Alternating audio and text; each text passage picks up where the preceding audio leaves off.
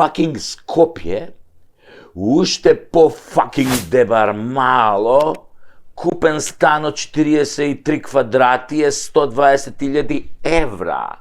Ви се молам. Абе, можно ли е да сте толку глупи? Всушност, се прашувам, кој е овде полуд?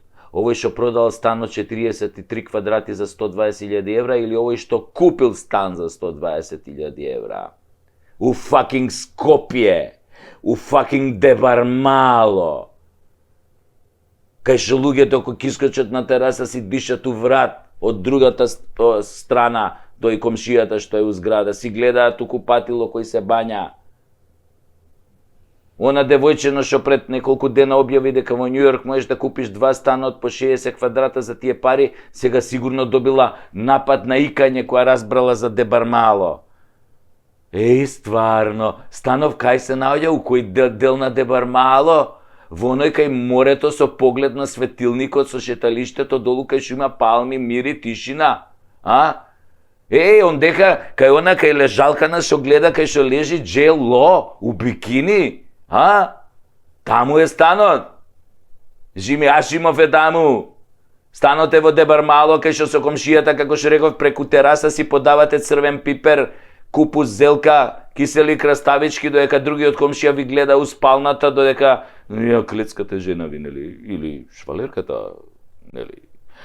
И тоа е истото на дебар мало кај што нема паркинг ни за лек, кај што се дерат цела ноќ и брмчат со мотори со пробушени ауспуси, кај што мириса на чорба до 12 саат, па на кебапи до 6, па на пржена риба до полноќ. Станот е инаку all inclusive. И мирис и укус, таман за 120.000 евра, 43 квадрата, 120.000 евра. 120.000 евра за голубарник. Со голубите горе. Ти си колбаш, вака со голубите. Ало бе, на Мейнхетен ли продавате станови, бе? Не е нормални едни, бе. Абе, не е нормални, бе. Во Хонолулу ке најдам поевтин стан, бе. Марбелја додам ке најдам поевтин стан на само море. На Копакабана ке најдам поевтин, бе. Од озгора ке си го гледам овој Ромарио Роналдо како играат у тоа песокот. Мал фудбал. Бе, ало, да имам пари, да имам многу пари.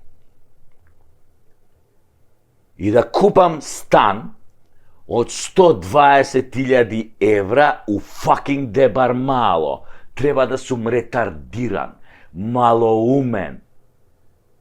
Треба да ми диши главата, јебало вас дебар мало.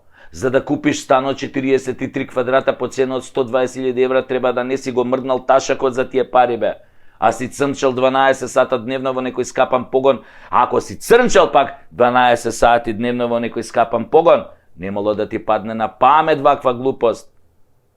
Ама ако ти искаширале господава на власт по некој тендер со народни пари, си викаш, па добро бе, шо побргу, дај да ги затворам парите во стан на туѓо име, за да не јадам, нели, бајбок као секретар на влада, па да морам да ги враќам, нели, у кеш. Вака нека го најдат станот ако можат. Ама пак бе, зашто го купува во дебар мало? Исто толку брзо може да ги потроши ако купи, не знам, стан, што знам, у Парелија, у Платамона, Тропам, Скијатос, на Миконос.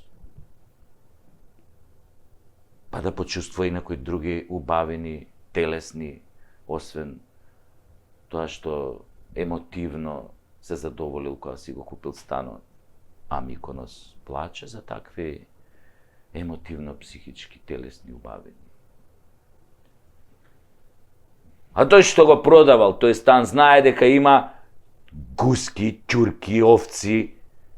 Си вика, док биде ќурана, ке има и добар подврок. И тој ја направил зградана со 300 далавери пари од чесен бизнис Жими Ашимов.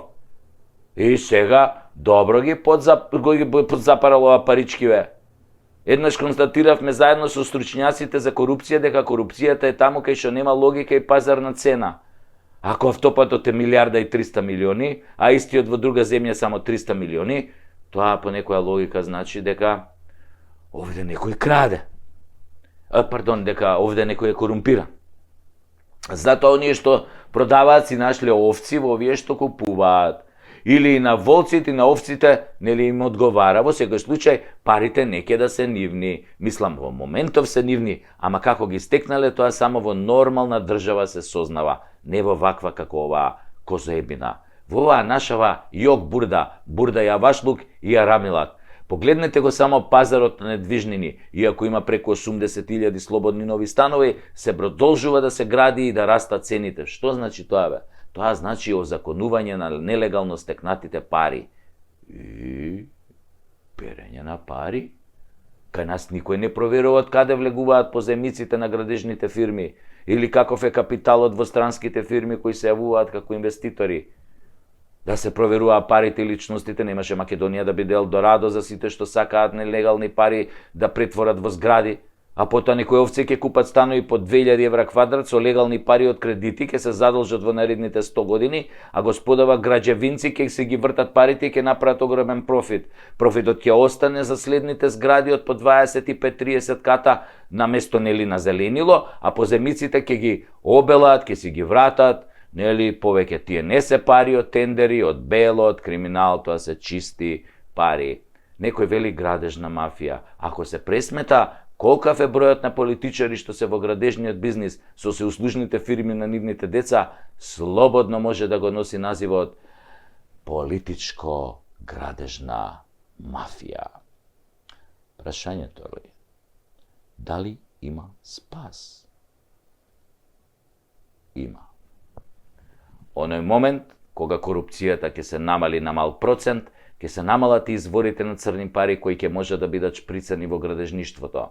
Тогаш ќе мора да се гради со бели пари заработени од честна работа. Тогаш ќе паднат цените. Да, и ќе заборев. И кога ќе се оданочат, бројот на становите во собственост на едно лице или на една фирма. Ако не ги продаде за година-две, данокот дупло. За 2 години данокот дупло. Па слободно нека ги чува како капитал. Вака, само бандитизам и рамила. Ке сакате да ви останат младите генерации тука, па кога тие млади ќе се вработат, ќе направат семејство и ќе си купат дом, кога треба да издвојат 120.000 евра за 43 квадрата. А јас не верувам дека во 43 квадрата има детска соба. Добре, ако има и купатило, ако не се бањаат во умивалник, за тие пари толку, која бандитска држава сме, не ми се веруе.